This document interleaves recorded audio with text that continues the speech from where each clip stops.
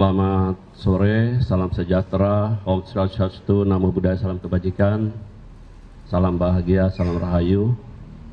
Yang terhormat Pak Dirdik beserta jajaran, Kabid Humas Penkum, teristimewa rekan-rekan media,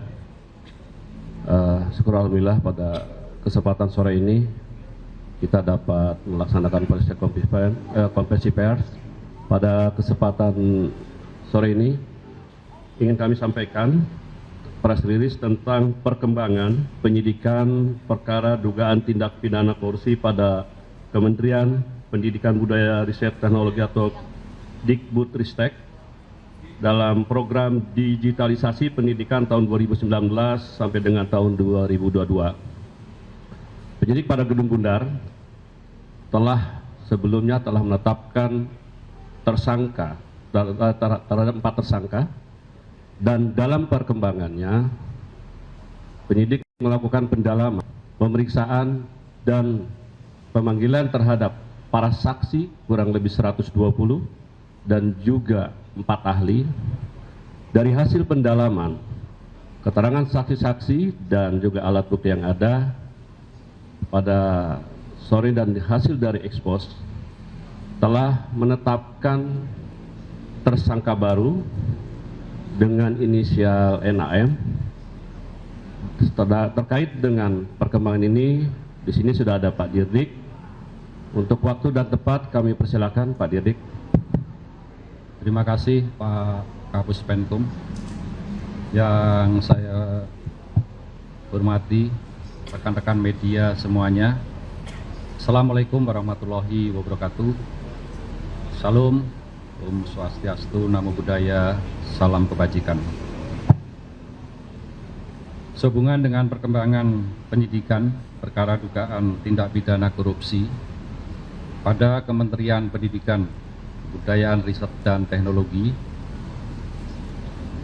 dalam program digitalisasi pendidikan tahun 2019 sampai dengan tahun 2022, dapat kami sampaikan bahwa berdasarkan hasil pemeriksaan dan alat bukti, yaitu berupa keterangan saksi, ahli, petunjuk, dan surat, serta barang bukti yang telah diterima atau diperoleh tim penyidik pada Jampisus, pada hari ini kembali menetapkan 1 orang tersangka dengan inisial NAM selaku Menteri Pendidikan, Kebudayaan, Riset, dan Teknologi Republik Indonesia periode tahun 2019-2024. Perbuatan yang dilakukan oleh tersangka NAM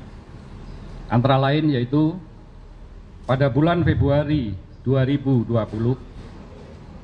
NAM yang saat itu menjabat sebagai Menteri Pendidikan dan Kebudayaan, Riset, dan Teknologi melakukan pertemuan dengan pihak dari Google Indonesia dalam rangka membicarakan mengenai produk dari Google, yaitu dalam program Google for Education dengan menggunakan Chromebook yang bisa digunakan oleh kementerian, terutama kepada peserta didik.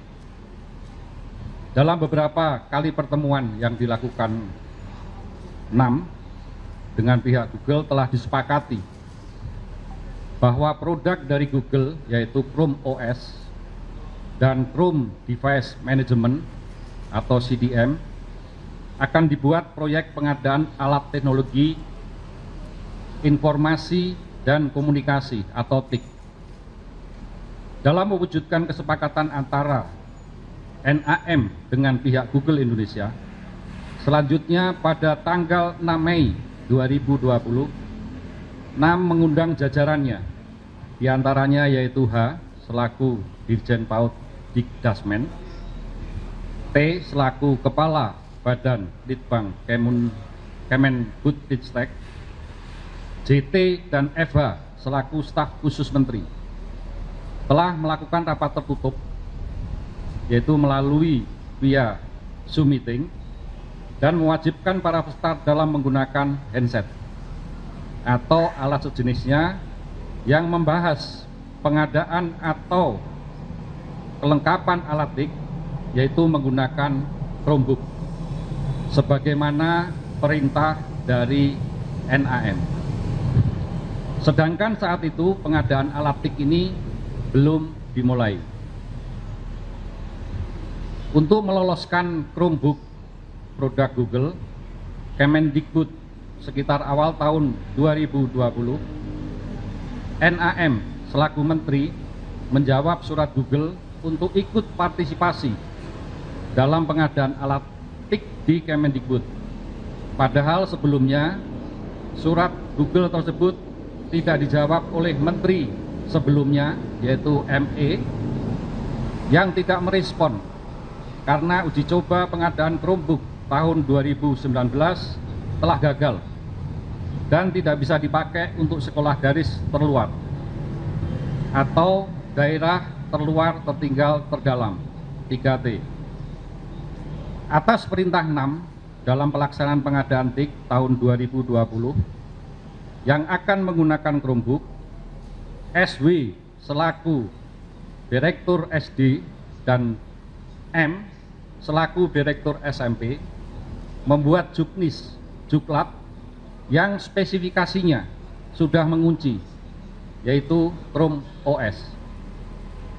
Selanjutnya tim teknis membuat kajian review teknis yang dijadikan spesifikasi teknis dengan menyebut Chrome OS. 6 pada bulan Februari 2021 telah menerbitkan Permendikbud nomor 5 tahun 2021 tentang petunjuk operasional dana alokasi khusus fisik reguler bidang pendidikan tahun anggaran 2021 yang dalam lampirannya sudah mengunci spesifikasi Chrome OS. Ketentuan yang dilanggar: 1. Peraturan Presiden nomor 123 tahun 2020 tentang petunjuk teknis dana alokasi khusus fisik tahun anggaran 2021. Kedua, Peraturan Presiden nomor 16 tahun 2018 sebagaimana telah diubah dengan Peraturan Presiden nomor 12 tahun 2021 tentang pengadaan barang jasa pemerintah. Ketiga, Peraturan LKPP nomor 7 tahun 2018 sebagaimana telah diubah dengan Peraturan LKPP nomor 11 tahun 2021 tentang pedoman perencanaan pengadaan barang jasa pemerintah. Kerugian keuangan negara yang timbul dari kegiatan pengadaan TIK diperkirakan senilai kurang lebih 1.980 miliar yang saat ini masih dalam penghitungan kerugian keuangan negara oleh BPKB. Pasal yang disangkakan: tersangka 6 disangkakan melanggar pasal 2 ayat 1 atau pasal 3 junto pasal 18 Undang-Undang nomor 31 tahun 1999 sebagaimana diubah dengan Undang-Undang nomor 20 tahun 2001 tentang perubahan atas Undang-Undang RI nomor 31 tahun 1999 tentang pemberantasan tindak pidana korupsi junto pasal 55 ayat 1 ke 1 KUHP. Untuk kepentingan penyidikan, tersangka NAM akan dilakukan penahanan di rutan selama 20 hari ke depan sejak hari ini tanggal 4 September 2025 bertempat di Rutan Salimba Cabang Kejaksaan Negeri Jakarta Selatan. Demikian yang dapat kami sampaikan.